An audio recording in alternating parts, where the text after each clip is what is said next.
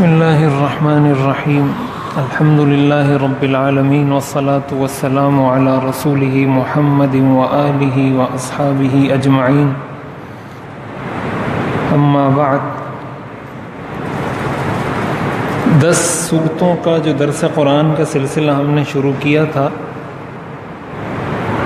تو اس کے جو بنیادی مقاصد تھے ان کا ایک دفعہ اعادہ وہ ضروری معلوم ہوتا ہے کہ یہ درس قرآن ہم نے کیوں شروع کیا تھا، یہ 10 سورتوں کا انتخاب ہم نے کیوں کیا تھا۔ تو اس سلسلے میں سب سے پہلی بات یہ عرض کرنی ہے کہ قرآن کریم ہم میں سے ہر شخص کو پڑھنا ہوتا ہے، اس کی تلاوت کی جاتی ہے، نماز میں اس کو پڑھا جاتا ہے، اور عموماً یہ آخری 10 صورتیں ایسی ہیں جو اکثر لوگوں کو یاد ہوتی ہیں، یعنی نماز میں سورہ فاتحہ کے ساتھ کوئی نہ کوئی صورت تو پڑھنی ہے، تو ان صورتوں میں سے 10 صورتیں نسبتاً آسان ہیں، اس لیے ان کو یاد کیا جاتا ہے۔ بعض لوگوں کو 3 صورتیں یاد ہوتی ہیں، بعض کو 4 ہوتی ہیں، بعض کو 10 ہوتی ہیں، بعض کو زیادہ بھی ہوتی ہیں، لیکن یہ 10 صورتیں ایسی ہیں کہ جو عموماً یاد کی جاتی ہیں اور نمازوں میں پڑھی جاتی ہیں۔ تو ایک مقصد تو اس کا یہ تھا کہ جب ہم نماز کے اندر پڑھیں ان صورتوں کو تو نماز کے اندر نماز کو سکون کے ساتھ پڑھنا، خشوع خضوع کے ساتھ پڑھنا، پوری توجہ کے ساتھ پڑھنا، یہ تقاضا ہے نماز کا۔ یعنی صرف نماز پڑھ لینا، رکوع کر لینا، سجدہ کر لینا، اگر کوئی شخص تمام فرائض کو ادا کر لیتا ہے، تمام واجبات کو ادا کر لیتا ہے، لیکن خشوع خضوع کے ساتھ نہیں کرتا، توجہ کے ساتھ نہیں کرتا، تو اس کے ذمے سے فرض تو ساقط ہو جاتا ہے۔ یعنی ہم یہ تو کہیں گے کہ اس کے اوپر اس نماز کی قضا نہیں، اس کی نماز ذمے سے ساقط ہو گئی، لیکن نماز کی جو اصل روح ہے، اس روح کے حاصل کرنے کے لیے ضروری ہے کہ انسان نماز میں متوجہ ہو۔ اب وہ توجہ کیسے پیدا ہوگی، وہ خشوع خضوع کیسے پیدا ہوگا، اس کا بنیادی اصول جو علماء نے لکھا ہے وہ اصول یہ لکھا ہے کہ انسان کی زبان سے جو نکل رہا ہو اس کو وہ سمجھ آ رہا ہو۔ یعنی میں اگر پڑھ رہا ہوں الحمدللہ رب العالمین تو مجھے پتہ ہو کہ اس کا کیا مطلب ہے، میں اگر پڑھ رہا ہوں الرحمن الرحیم تو مجھے پتہ ہو کہ اس کا کیا مطلب ہے، میں اگر پڑھ رہا ہوں قل هو اللہ احد اللہ الصمد، یا میں پڑھ رہا ہوں انا اعطیناک الکوثر، یا قل اعوذ برب الفلق، قل اعوذ برب الناس، تو مجھے پتہ ہو کہ اس کا مقصد کیا ہے۔ اس لیے کہ قرآن کریم کو نازل کرنے کا بھی مقصد، بنیادی مقاصد میں سے ایک اہم مقصد یہ ہے کہ قرآن کریم کو سمجھا جائے، اس میں غور و فکر کیا جائے۔ افلا یتدبرون القرآن، اللہ تعالیٰ فرماتے ہیں کہ کیا یہ لوگ قرآن کریم میں غور و فکر نہیں کرتے؟ ام علی قلوب اقفالها، یا ان کے دلوں پر تالے لگے ہوئے ہیں۔ یعنی قرآن کریم میں غور و فکر نہ کرنا اس بات کی علامت ہے گویا اس کے دل پر تالے لگ چکے ہیں، اس کے دل میں اب ہدایت کی بات، خیر کی بات اس کے دل میں داخل نہیں ہوگی، اس لیے کہ خیر کی سب سے بڑی بات تو قرآن ہے، اور قرآن کو یہ سمجھتا نہیں، قرآن میں یہ غور و فکر کرتا نہیں، تو اور کون سی خیر کی بات ہوگی جو اس کے دل میں داخل ہوگی۔ تو نماز میں خشوع اور خضوع پیدا کرنے کا پہلا اور آسان نسخہ کہ جو کچھ زبان سے ادا کیا جا رہا ہے انسان کو سمجھ میں آئے۔ اگر امام کے پیچھے کوئی کھڑا ہے، امام الحمدللہ رب العالمین پڑھ رہا ہے، سورہ فاتحہ پڑھ رہا ہے، آخری 10 صورتوں میں سے کوئی صورت پڑھ رہا ہے، اس کو پتہ چلے کہ یہ کیا پیغام ہے۔ ظاہر ہے اللہ تعالیٰ نے اتنی ساری آیات، اتنی ساری صورتیں کوئی بلا وجہ تو نازل نہیں کر دی ہیں، ایسا تو نہیں ہے کہ اس کا کوئی مقصد نہیں تھا اور اللہ تعالیٰ نے نعوذ باللہ یہ نازل کر دیں اور ہم سارے اس کو پڑھتے رہتے ہیں، پڑھاتے رہتے ہیں، آخر کوئی مقصد تھا۔ تو جس مقصد کے لیے نازل کیا ہے اس مقصد تک ہم بغیر اس کے نہیں پہنچ سکتے جب تک ہم اس کو سمجھے نہیں۔ اگر ہم سمجھیں گے نہیں تو ہم اس کے مقصد کو بھی نہیں پہنچ سکیں گے۔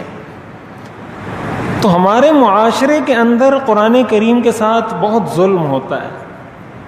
وہ ظلم یہ ہوتا ہے کہ ہم نے قرآن کریم کو بہت مخصوص رسومات کے ساتھ خاص کیا ہوا ہے۔ مثلا دلہن نے گھر سے نکلنا ہے تو اس کو قرآن کے سائے میں رخصت کریں گے۔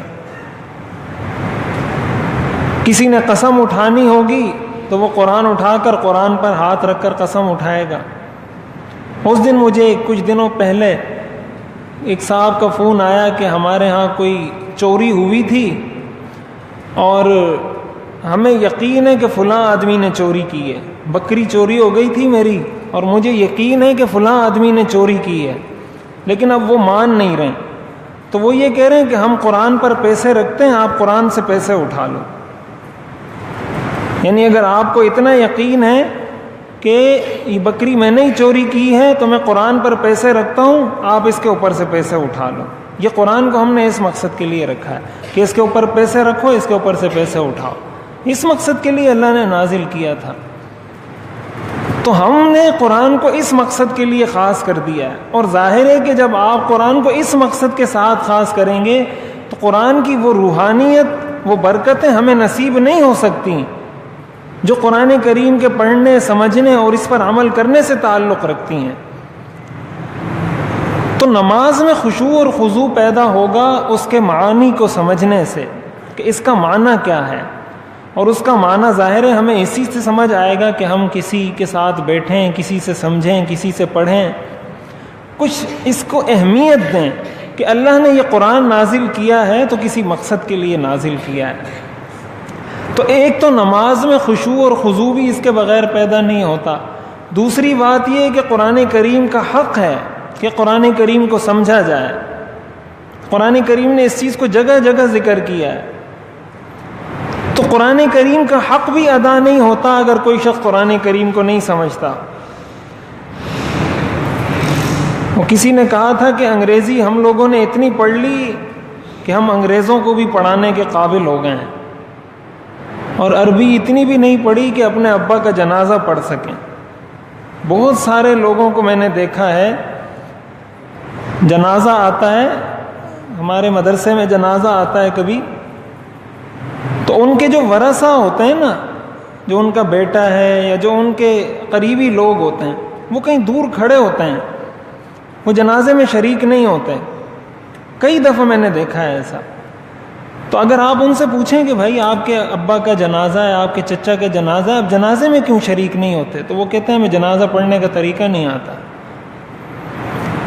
یعنی آپ کی اولاد کو آپ نے یہ نہیں سکھایا کہ آپ نے میرا جنازہ کیسے پڑھنا ہے۔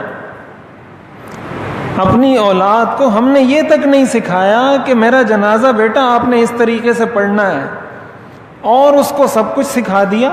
انگریزی آپ اس کو سکھائیں، انگریزی سکھانا کوئی گناہ کی بات نہیں ہے، اچھی بات ہے، سکھائیں اس کو۔ آپ اس کو دنیاوی علوم سکھائیں، اچھی بات ہے، اس میں کوئی ممانعت، کوئی قباحت نہیں ہے، لیکن تھوڑا اس طرف بھی تو توجہ دیں کہ کچھ اس کو قرآن بھی تو سکھائیں۔ جہاں اس نے اپنے پیٹ کی فکر کرنی ہے اور جہاں اس نے اپنی روزی روٹی کمانی ہے، تو اس دنیا میں ہی تو ہمیشہ اس نے نہیں رہنا، اور آپ نے تو ہمیشہ اس دنیا میں نہیں رہنا، آپ نے بھی قبر میں جانا ہے، اس نے بھی قبر میں جانا ہے، تو اس کے لیے بھی تو کچھ تیاری کروائیں اس کو۔ تو اس لیے یہ قرآن کریم کا حق ہے، ہم اپنے بچوں کو قرآن کی طرف متوجہ کریں، خود قرآن کریم کی طرف متوجہ ہوں، اپنی زندگی میں کچھ اہمیت اس کو دیں۔ اور جب ہم قرآن کریم کو اہمیت دیں گے، اس کا فائدہ یہ ہوگا کہ جب ہمیں سمجھ آئے گا، پھر ہمیں پتہ چلے گا کہ اسلام کا کیا نظام ہے، اسلام کا عبادات کا نظام، معاملات کا نظام، معاشرت کا نظام، اخلاقیات کا نظام، ان ساری چیزوں سے ہمیں آگاہی حاصل ہوگی، اور جب آگاہی حاصل ہوگی تو ہم سیدھے راستے پر چل پڑیں گے۔ یہ جو ہم کہتے ہیں نا اہدنا الصراط المستقیم، وہ صراط مستقیم کیا ہے؟ یہی جو قرآن میں ذکر کیا، یہی صراط مستقیم ہے۔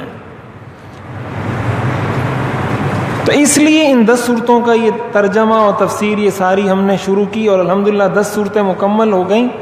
ابھی ارادہ ہے کہ سورہ فاتحہ کا درس مکمل کریں گے اس کے ساتھ. چونکہ سورہ فاتحہ بھی ہر نماز میں پڑھی جاتی ہے تو سمجھیں یہ ہمارا ایک کورس کہہ لیں, ایک لیول کہہ لیں, یہ ہمارا مکمل ہو جائے گا کہ آخری 10 صورتیں اور سورہ فاتحہ, اس کا ترجمہ, اس کی تفسیر, اس کا مفہوم, یہ ساری چیزیں ہم ایک اس میں کور کر لیں گے. اس کے بعد جو ہمارا اگلا سٹیپ ہے, اگلا مرحلہ ہے, وہ تجوید کا ہے کہ یہ جو 10 صورتیں ہیں اور سورہ فاتحہ ہے, اس کو تجوید کے ساتھ ہم پڑھ سکیں. اس لیے کہ اگر تجوید کے ساتھ ہم اس کو نہیں پڑھیں گے تو بسا اوقات عربی زبان بہت وسیع زبان ہے. وسیع زبان ہونے کا مطلب یہ ہے کہ اس میں آپ اگر زبر کو پیش پڑھ دیں یا پیش کو زبر پڑھ دیں, اس سے مفہوم میں زمین آسمان کا فرق آ جاتا ہے.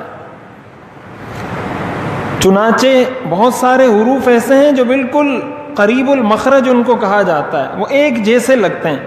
مثلا ثا ہے اور سین ہے. اب ثا کا معنی کچھ ہے اور سین کا معنی کچھ ہے. اب حارث عربی میں ایک لفظ ہے, حارث ثا کے ساتھ اگر آپ پڑھتے ہیں تو حارث کا مطلب ہوتا ہے کاشتکار, اور حارث سین کے ساتھ اگر آپ پڑھتے ہیں اس کا مطلب ہوتا ہے چوکیدار. اب کہاں کاشتکار اور کہاں چوکیدار, کتنا مفہوم میں فرق ہے, اور فرق کس کا ہے, ثا کا اور سین کا. اور ہمیں تو پتہ ہی نہیں ہوتا کہ ثا کیا ہے, سین کیا ہے, ثا کیسے ادا کرنا ہے, سین کیسے ادا کرنا ہے. اسی طرح مثال کے طور پر ضاد ہے یا ذال ہے اور زا ہے, دال ذال را زا, ایک ذال ہے اور ایک زا ہے. تو اب اگر آپ ذال کی جگہ زا پڑھ دیتے ہیں یا زا کی جگہ آپ ذال پڑھ دیتے ہیں تو مفہوم میں بہت تبدیلی واقع ہو جاتی ہے. مثلا ذلت کا لفظ ہے نا, ذلت. اب ذلت کا لفظ ہم سب کو پتہ ہے کہ ذلت کا مطلب ذلت ہوتا ہے. عربی میں بھی اس کا یہی مفہوم ہے, اردو میں بھی یہی مفہوم ہے. اسی کو اگر آپ زا کے ساتھ پڑھیں گے تو عربی میں اس کا مطلب ہوتا ہے پھسلنا, اس کا مطلب ہوتا ہے پھسلنا. تو کہاں ذلت کا مفہوم اور کہاں پھسلنے کا مفہوم. اسی طرح قاف ہے, موٹی قاف جس کو کہا جاتا ہے, اور کاف ہے. تو قلب اگر آپ موٹے قاف کے ساتھ پڑھتے ہیں اس کا مطلب ہوتا ہے دل, قلب. امراض قلب لکھا ہوتا ہے نا ہمارے یہاں دیواروں پر. اور اسی قاف کو اگر آپ پتلا کر کے پڑھتے ہیں قلب, تو قلب کا مطلب ہوتا ہے کتا. تو قلب اور قلب, اب بولنے میں تو ہمیں شاید بہت معمولی سا فرق محسوس ہوتا ہے, لیکن اگر آپ قرآن کریم میں کہیں یہ آ رہا ہے, قلب کا لفظ آ رہا ہے, مثلا ما جعل اللہ لرجل من قلبین فی جوفہ, اور کوئی اس کو قلب کی جگہ قلب پڑھ دیتا ہے, تو آپ خود اندازہ لگائیں کہ مفہوم میں کتنی تبدیلی واقع ہو جائے گی. تو بہت سارے حروف ایسے ہیں جن کا ہمیں پتہ نہیں ہوتا اور مفہوم میں بہت فرق واقع ہوتا ہے. یعنی اسی طرح آپ اگر زبر زیر پیش کی طرف آئیں کہ ایک چیز پر اگر پیش ہے اور اس پیش کی جگہ آپ اس کو زبر پڑھ دیتے ہیں تو اس میں اتنا فرق آ جاتا ہے. جیسے عربی میں ایک جملہ ہے نا, آپ کہتے ہیں ضرب خالد حامدن, مثلا خالد اور حامدن, اس کا مطلب ہے خالد نے حامد کو مارا. خالد کے اوپر پیش ہے اور حامدن اس کے اوپر زبر ہے. اسی زبر پیش کو اگر آپ الٹ دیں گے اور آپ یوں کہیں گے ضرب خالدن حامدن, اس کا مطلب بالکل الٹ ہو جائے گا. مثال کے طور پر قرآن کریم میں آتا ہے خلق اللہ السماوات والارض, اللہ نے آسمان و زمین کو پیدا کیا. اگر اسی خلق اللہ کو آپ خلق اللہ پڑھ دیں اس کا مطلب ہوگا آسمانوں نے اللہ کو پیدا کیا ہے. یہ فرق صرف کس سے آیا؟ خلق اللہ اور خلق اللہ، اس سے اتنا فرق آیا کہ ایک کا مطلب ہے اللہ نے آسمانوں کو پیدا کیا، دوسرے کا معنی ہے آسمانوں نے اللہ کو پیدا کیا۔ تو اگر کوئی شخص ایسی غلطی نماز میں کر دیتا ہے، آیا اس کی نماز ہو سکتی ہے؟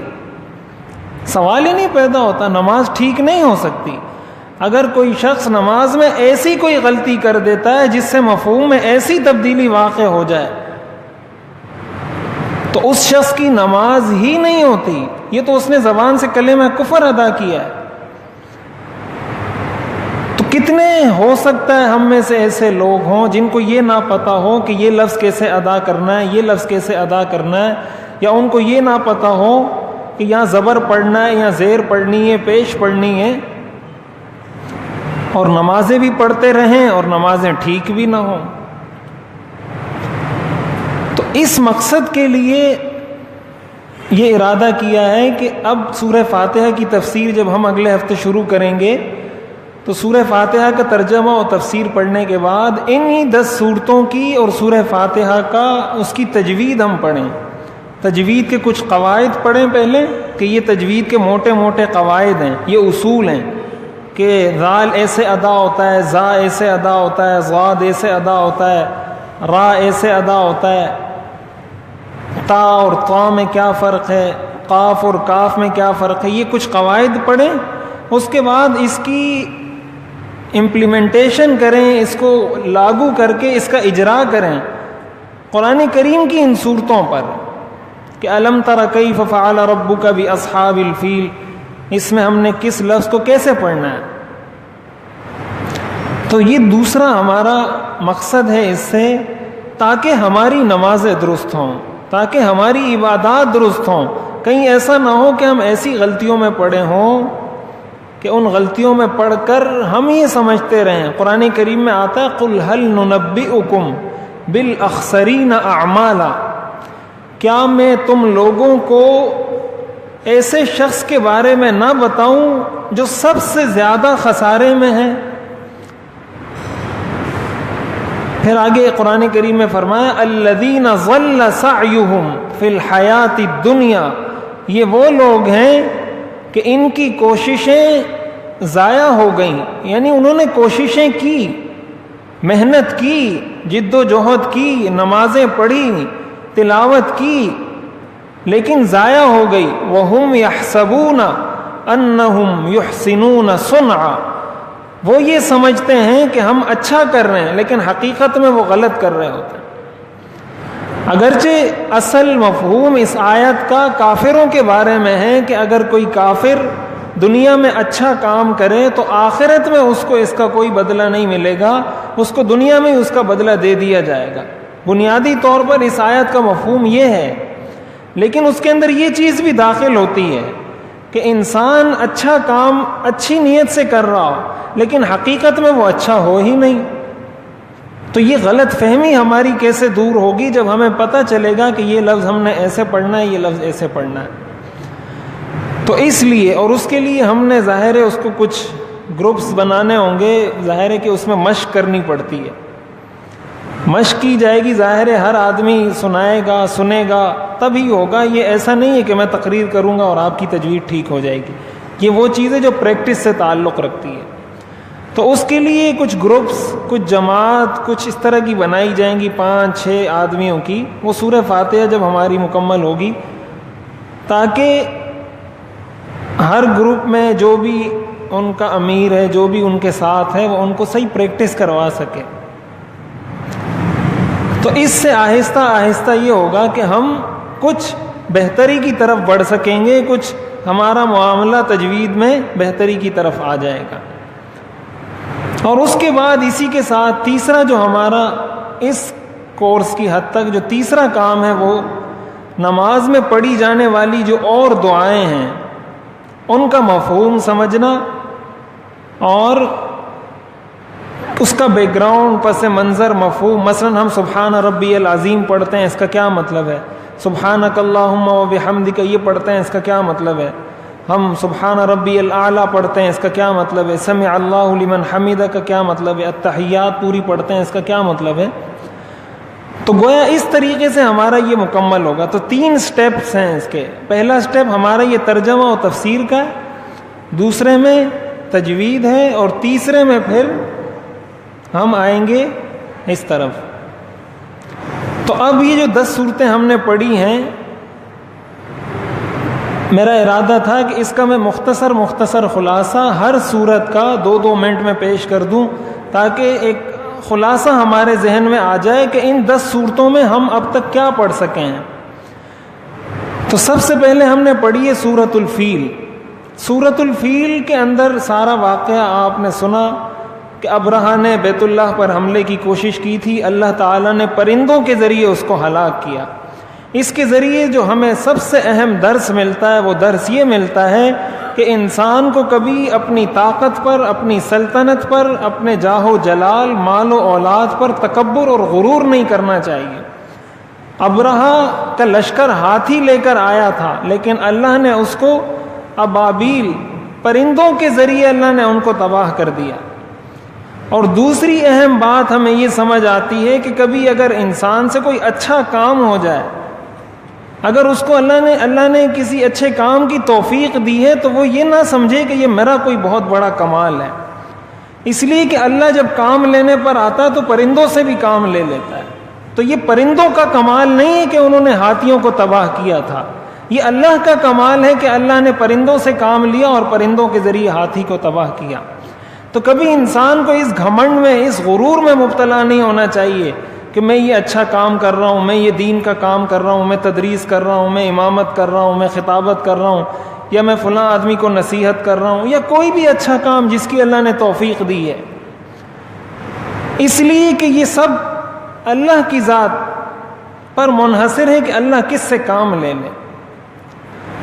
تو یہ 2 اہم درس ہمیں ملتے ہیں سورۃ الفیل سے. نمبر 1, کبھی تکبر نہ کرے انسان. اس لیے وہ کہتے ہیں نا, تکبر کا سر نیچا ہوتا ہے. جو تکبر کرتا ہے یہ اسی کا انجام ہے سورۃ الفیل میں جو ذکر کیا. اور دوسرا, اپنے کسی نیک عمل پر اس خوش گمانی میں مبتلا نہیں ہونا چاہیے کہ یہ میرا کوئی کمال ہے. اور اس کے بعد سورہ قریش ہم نے پڑھی, جس کے اندر میں نے ذکر کیا تھا کہ قریش کے قافلے جاتے تھے شام کی طرف, یمن کی طرف, جس کا ذکر کیا گیا. تو راستے میں ان کو کوئی چھیڑتا نہیں تھا, باقی قافلوں کو لوٹ لیتے تھے, ڈاکو آتے تھے, جو مال ہوتا تھا لے لیتے تھے. قریش کے قافلے کو صرف اس وجہ سے کچھ نہیں کہا جاتا تھا کہ وہ کہتے تھے یہ بیت اللہ کے خادم ہیں, یہ بیت اللہ کی خدمت کرتے ہیں, حاجیوں کی خدمت کرتے ہیں, لہٰذا ان کو کچھ مت کہو. تو قرآن نے ان پر احسان ذکر کیا ہے کہ تمہاری عزت اس گھر کی وجہ سے ہوتی ہے, اور اس گھر کی جو عزت ہے وہ اللہ کی وجہ سے ہوتی ہے. تو تمہیں پھر اللہ کی عبادت کرنی چاہیے. تم بتوں کی عبادت کیوں کرتے ہو؟ تمہاری عزت کا سبب وہ اللہ کا نام ہے. جب اللہ کے نام کی وجہ سے تمہاری عزت ہوتی ہے تو تمہیں عبادت بھی اللہ کی کرنی چاہیے.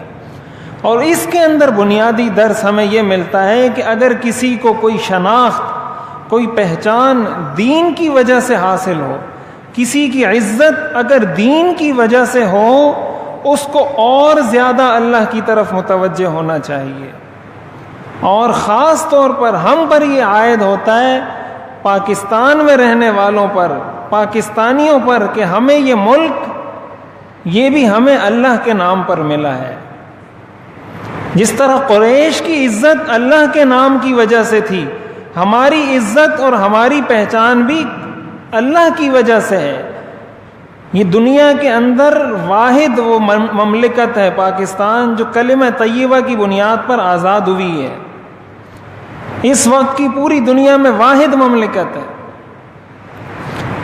تو ہم پر اور ذمہ داری عائد ہوتی ہے کہ ہمیں اللہ نے یہ ملک دیا ہی اس لیے ہے کہ ہم نے یہ کہا تھا کہ یا اللہ ہم اس میں تیرا نظام نافذ کریں گے. قربانیاں اسی مقصد کے لیے دی گئی تھیں. یہ سورہ قریش کا درس ہے ہمارے لیے کہ ہماری عزت, ہماری پہچان, ہمارا مقام اسلام کی وجہ سے ہے. جب اسلام کی وجہ سے ہے تو ہمیں اللہ کی عبادت اور زیادہ کرنی چاہیے.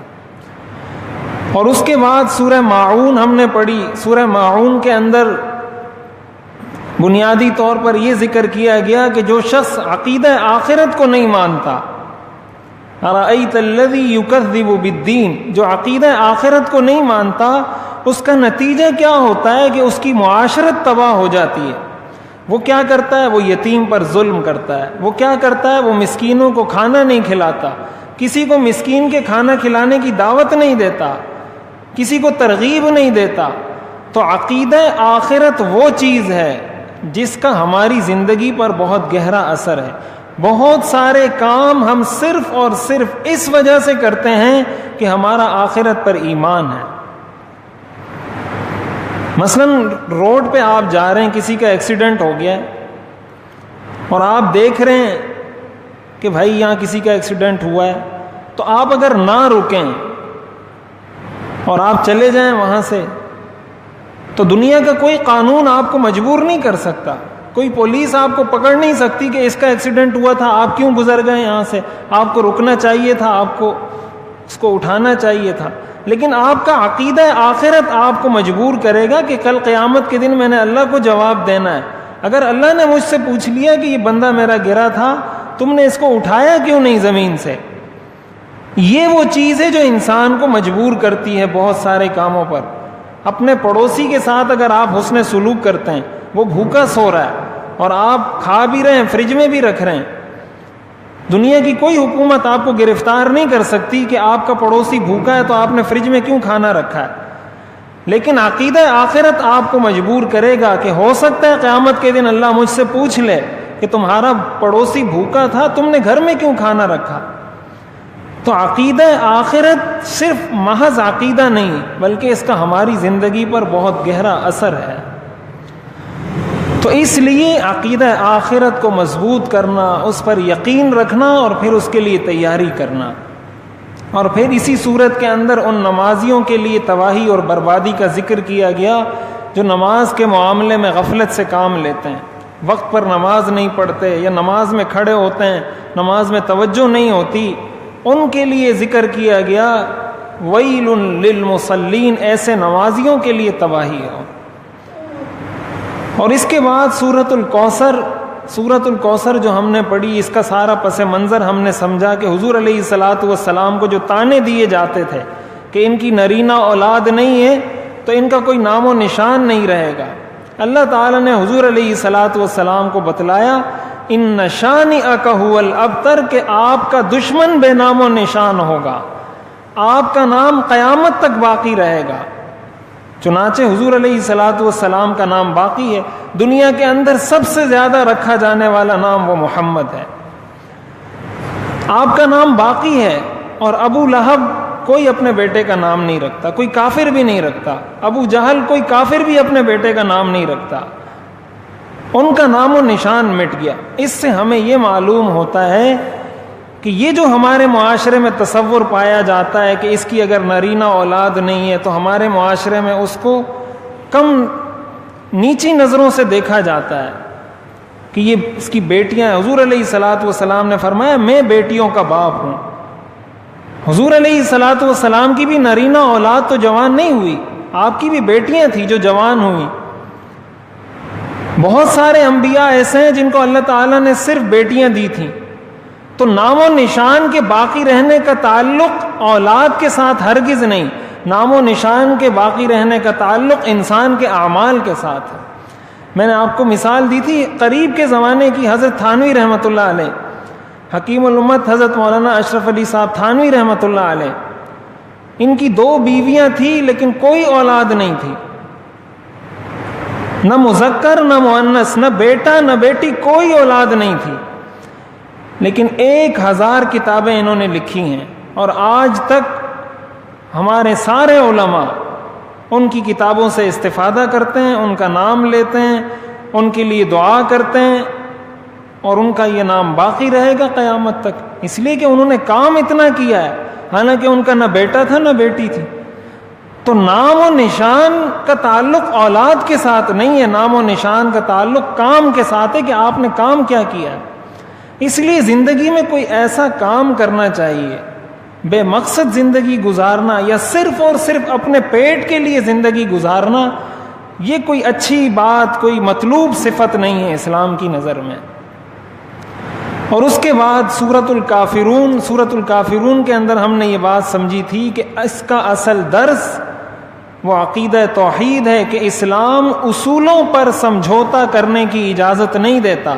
اگر آپ سے کوئی یہ کہتا ہے کہ آپ مجھ سے اس بات پر سمجھوتا کر دو کہ اسلام کا یہ فرض چھوڑ دو، یہ فرض چھوڑ دو، جیسے ہمارے ہاں آج کل مکالمہ بین المذاہب کا ایک عجیب فلسفہ نکل آیا ہے کہ سارے مذہبوں کو جمع کر کے ایک مذہب بنا دو، سارے مذاہب کو جمع کر کے ایک مذہب بنا دو. اس کی اسلام میں کوئی گنجائش نہیں، اس مکالمہ بین المذاہب کی کوئی گنجائش نہیں. ہاں اگر اس طرح کرتے ہیں کہ سارے مذاہب ختم کر کے اسلام کی طرف آ جائیں، بہت اچھی بات ہے. اسلام اپنے کسی اصول پر کوئی سمجھوتا کرنے کی اجازت ہرگز نہیں دیتا. قل یا ایھا الکافرون لا اعبد ما تعبدون ولا انتم عابدون ما اعبد ولا انا عابد ما عبدتم ولا انتم عابدون ما اعبد لکم دینکم ولی دین. تمہیں تمہارا دین مبارک ہو، مجھے میرا دین. اصولوں پر اگر کوئی سمجھوتا کرنے کی بات کرے اس کو یہی جواب دیا جائے گا لکم دینکم ولی دین. تمہیں تمہارا دین مبارک ہو، مجھے میرا دین. اس بارے میں نے بہت تفصیل عرض کی تھی، تو یہ درس ہمیں یاد رکھنا چاہیے اور اس کی بہت کوششیں ہو رہی ہیں. ہمارا جو تعلیمی نصاب ہے، تعلیمی نظام ہے، اس سے بہت ساری چیزوں کو نکال دیا گیا. جہاد کی آیات کو دیکھ دیکھ کر چن چن کر نکال دیا. سیرت کے دروس کو نکال کر امریکی ہیرو کے اور ڈراموں کے اداکاروں کے اور موسیقاروں کے نام شامل کر دیے نصاب کے اندر، نصاب تعلیم کے اندر. تو ان چیزوں پر اسلام سمجھوتے کی اجازت نہیں دیتا کہ کوئی ایسا. ابھی سعودی عرب میں حالیہ ایک رپورٹ آئی تھی، یہ تقریباً 1-2 ہفتے ہوئے ہوں گے، کہ امریکہ نے وہاں ایک دفتر کھولا ہے اور اس کا مقصد یہ ہے کہ ہم یہاں کے نوجوان علماء کو تربیت دیں گے تاکہ ہم اسلام سے یہ جو تشدد والی باتیں یہ نکال دیں اور نرم اسلام لوگوں کے سامنے پیش کریں. ہم ان کو ٹریننگ دیں گے اور اس ٹریننگ کے بعد وہ جا کر مسجدوں میں نماز پڑھائیں گے اور مدارس کے اندر اور اسکولوں میں سبق پڑھائیں گے. یہ امریکہ ہمارا بہت خیر خواہ ہے، اس لیے وہ ہمیں ٹریننگ بھی دے رہا ہے اور ہمیں پیسے بھی دے رہا ہے اور سب کچھ کر رہا ہے. تو اسلام اصولوں پر سمجھوتے کی ہرگز اجازت نہیں دیتا. یہ اس سورت کا سب سے اہم درس ہے. اور اس کے بعد سورت النصر کا خلاصہ جو ہمیں اس سورت سے درس ملتا ہے وہ یہ کہ کبھی بھی اچھائی کی نسبت اپنی طرف نہیں کرنی چاہیے. ہر خیر، ہر کامیابی کی نسبت اللہ کی طرف کرنی چاہیے. اذا جاء نصر اللہ. حضور علیہ الصلاۃ والسلام نے مکہ میں محنت کی، مدینہ منورہ میں محنت کی، اور جب فتح حاصل ہوئی تو اللہ نے فرمایا کہ اللہ کی مدد آئی. یہ نہیں فرمایا کہ تمہاری وجہ سے یہ کام ہوا ہے، ورنہ کہنے کو کہا جا سکتا تھا کہ حضور علیہ الصلاۃ والسلام نے اتنی محنت کی تھی، 23 سال محنت کی تھی، یا آپ نے 20 سال محنت کی تھی جس کے بعد فتح مکہ ہوا، لیکن نسبت اللہ کی طرف کی کہ یہ کامیابی تمہارے عمل کا نتیجہ نہیں، یہ اللہ کی رحمت ہے اور اللہ کی مدد و نصرت ہے. اس لیے جب بھی کوئی خیر کی بات ہو، اچھی بات ہو، اس کی نسبت ہمیشہ اللہ کی طرف. اور دوسرا اہم درس اس سے جو ملتا ہے وہ یہ کہ خوشی منانے کا طریقہ اسلام میں کیا ہے، جشن آزادی منانے کا طریقہ اسلام میں کیا ہے. ہمارے ہاں کسی کا عقیقہ ہو، شادی ہو، جشن آزادی ہو، کوئی اور جشن ہو، تو اس میں ہم اللہ کی نافرمانی کرتے ہیں. قرآن نے اس کا طریقہ بتایا، فسبح بحمد ربک واستغفر، کہ جب اللہ کی مدد آ جائے، جب کامیابی مل جائے، اب جشن منانے کا طریقہ یہ ہے کہ اللہ کی تسبیح بیان کرو، استغفار کرو، اللہ کی حمد بیان کرو. یہ ہے جشن منانے کا طریقہ. ایک مسلمان قوم اس طریقے سے خوشی مناتی ہے، ایک مسلمان قوم کی شادیاں اس طریقے سے ہوتی ہیں، اور ہم لوگ خوشی کے مواقع پر عام دنوں سے زیادہ گناہوں میں مبتلا ہو جاتے ہیں. اور اس کے بعد سورہ لہب کا جو بنیادی درس ہے کہ ہر وہ شخص جو زندگی میں کوئی ایسا کام کرے جو دوسرے لوگوں کو دین سے متنفر کرنے کا ذریعہ بنے، تو وہ ابو لہب کے راستے پر چل رہا ہے، اس لیے کہ ابو لہب کا جو سب سے بڑا قصور تھا، کافر بہت سارے تھے، اس کا بنیادی گناہ یہ تھا کہ وہ لوگوں کو دین سے متنفر کرتا تھا۔ ہمارے ہاں لوگوں کو دین سے متنفر کرنے کے دو ذریعے ہیں۔ ایک طریقہ تو یہ کہ آپ ڈائریکٹ کسی کو متنفر کریں، اور ظاہر ہے ڈائریکٹ آپ کی بات کوئی بھی نہیں مانے گا۔ آپ اگر کسی کو یہ کہیں کہ یہ دین اچھا نہیں ہے، نعوذ باللہ، یہ آیت اچھی نہیں ہے، یہ حدیث اچھی نہیں ہے، کوئی آپ کی بات نہیں مانے گا۔ کون پاگل بے وقوف ہے جو آپ کی بات مانے گا؟ لیکن انڈائریکٹ وے کے اندر وہ ضرور دین کو نقصان پہنچانے کی کوشش کرتے ہیں۔ اشفاق احمد نے لکھا ہے کہ جو لوگ اللہ کو گالی دینا چاہتے ہیں اور اللہ کو گالی نہیں دے سکتے تو وہ مولوی کو گالی دیتے ہیں۔ جو اللہ کو گالی دینا چاہتے ہیں اور اللہ کو گالی نہیں دے سکتے وہ مولوی کو گالی دیتے ہیں۔ مولوی کو گالی دینے کا مقصد دین کو گالی دینا ہوتا ہے۔ میں اگر یہاں بیٹھا ہوں، میں کوئی اپنا فلسفہ تو نہیں جھاڑ رہا، میں تو قرآن کی آیت پڑھ کے، حدیث پڑھ کے اس کی تشریح بیان کر رہا ہوں۔ تو یہ لوگ کہتے ہیں مولوی جو ہے دین کے ٹھیکیدار ہیں۔ مولوی دین کے ٹھیکیدار نہیں، یہ چوکیدار ہیں۔ اور چوکیدار سے کون نفرت کرتا ہے؟ چوکیدار سے ڈاکو کو نفرت ہوتی ہے، چوکیدار سے چور کو نفرت ہوتی ہے۔ ڈاکو آتا ہے وہ کہتا ہے یہ چوکیدار کیوں کھڑا ہے، چور آتا ہے وہ کہتا ہے یہ چوکیدار کیوں کھڑا ہے۔ تو وہ کبھی اسلام سے کچھ نکالنے کی کوشش کریں گے، کبھی اس طریقے سے گمراہ کریں گے، کبھی اس طریقے سے گمراہ کریں گے، اور مولوی کھڑا ہو کے بتائے گا کہ یہ بھی غلط ہے، یہ بھی غلط ہے، یہ بھی غلط ہے۔ تو اس پر کوئی الزام نہیں لگائے گا کہ یہ فرقہ واریت پھیلا رہا ہے، الزام لگے گا مولوی پر۔ فتنہ اٹھایا اس نے، مولوی نے جواب دیا، اس پر کوئی گناہ نہیں، اصل گناہ ہے مولوی کا کہ یہ فرقہ واریت پھیلاتے ہیں۔ تو یہ لوگوں کو دین سے متنفر کرنے کا ذریعہ ہے، اور یہ ابو لہب کا طریقہ تھا۔ دو چیزیں ایسی ہیں جن کو اللہ سے جنگ سے تعبیر کیا ہے۔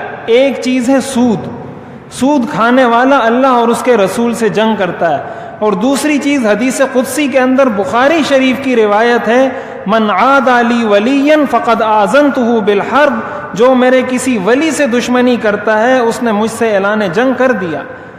اللہ کے ولیوں کے ساتھ، اللہ کے دین کا کام کرنے والوں کے ساتھ اس وجہ سے دشمنی کرنا کہ یہ دین کا کام کر رہا ہے، یہ اللہ سے اعلان جنگ ہے۔ اس لیے اس چیز سے بھی بہت ہوشیار رہنا چاہیے۔ یہ سورہ لہب کا درس ہے، اور سورہ اخلاص کا بنیادی درس وہی عقیدہ توحید ہے کہ اللہ تعالی احد ہے، صمد ہے، لم یلد ولم یولد ہے۔ اللہ کی ذات، صفات، نسب، منصب، کسی چیز میں کوئی شریک اللہ کے ساتھ نہیں ہے، ایک مسلمان کا عقیدہ ہونا چاہیے۔ اور آخری جو دو صورتیں ہیں، قل اعوذ برب الفلق اور قل اعوذ برب الناس، اس کے حوالے سے میں نے تفصیل عرض کر دی تھی کہ حضور علیہ الصلاۃ والسلام پر جو جادو کیا گیا تھا، اس کے دم کے لیے، اس کے حل کے لیے یہ صورتیں نازل ہوئی کہ یہ پڑھ کر آپ پھونکیں تو آپ کے اوپر سے یہ اثرات ختم ہو جائیں گے۔ تو اس لیے ایک تو ان کو پڑھنے کا اہتمام کیا جائے، اور دوسرا جو اس سے ہمیں درس ملتا ہے کہ انسان اس وقت بچ سکتا ہے جب وہ اللہ کی پناہ میں ہو۔ جو ظاہری دشمن ہو نا، ظاہری دشمن سے تو آپ بچ جائیں گے، یا آپ اس کو مار دیں گے، یا آپ اس سے چھپ جائیں گے، یا کچھ کر جائیں گے آپ۔ لیکن جو شیطان ہے وہ آپ پر ایسے حملہ تو نہیں کرتا کہ آپ پہ فائر کرے گا۔ اس سے بچنے کا طریقہ یہ نہیں ہے کہ گھر میں چھپ جائیں، اس سے بچنے کا طریقہ یہ ہے کہ اللہ کی پناہ میں آ جائیں۔ جب انسان اللہ کی پناہ میں آ جاتا ہے تو اس دشمن سے بچ جاتا ہے۔ یہ وہ ساری چیزیں ہیں جو ہمیں ان صورتوں سے حاصل ہوتی ہے۔ اللہ تعالی ہمیں عمل کی توفیق عطا فرمائے۔ تو انشاءاللہ اگلے ہفتے سے ہم سورہ فاتحہ کا درس شروع کریں گے۔ سورہ فاتحہ کا درس مکمل ہوگا تو پھر اس کے بعد تجوید ان 10 صورتوں کی اور سورہ فاتحہ کی، اور تیسرے مرحلے میں نماز کے اندر پڑھی جانے والی دعائیں اور وظائف، ان کا مفہوم، اس کا پس منظر بیان کریں گے۔ تو اس طریقے سے ہمارا یہ ایک کورس کہہ لیں، ایک سبجیکٹ کہہ لیں، کچھ بھی کہہ لیں، وہ مکمل ہو جائے گا۔ اللہ تعالیٰ قبول فرمائے۔ الحمدللہ رب العالمین، والصلاة والسلام علی رسولہ محمد وآلہ واصحابہ اجمعین۔ ربنا آتنا فی الدنیا حسنہ وفی الآخرۃ حسنہ وقنا عذاب النار۔ یا حی یا قیوم برحمتک نستغیث اصلح لنا شأننا کلہ ولا تکلنا الی انفسنا طرفۃ عین اللهم إنا نسألك من خير ما سألك منه عبدك ونبيك محمد صلى الله عليه وسلم ونعوذ بك من شر ما استعاذك منه عبدك ونبيك محمد صلى الله عليه وسلم وأنت المستعان وعليك البلاغ ولا حول ولا قوة إلا بالله سبحان ربك رب العزة عما يصفون وسلام على المرسلين والحمد لله رب العالمين.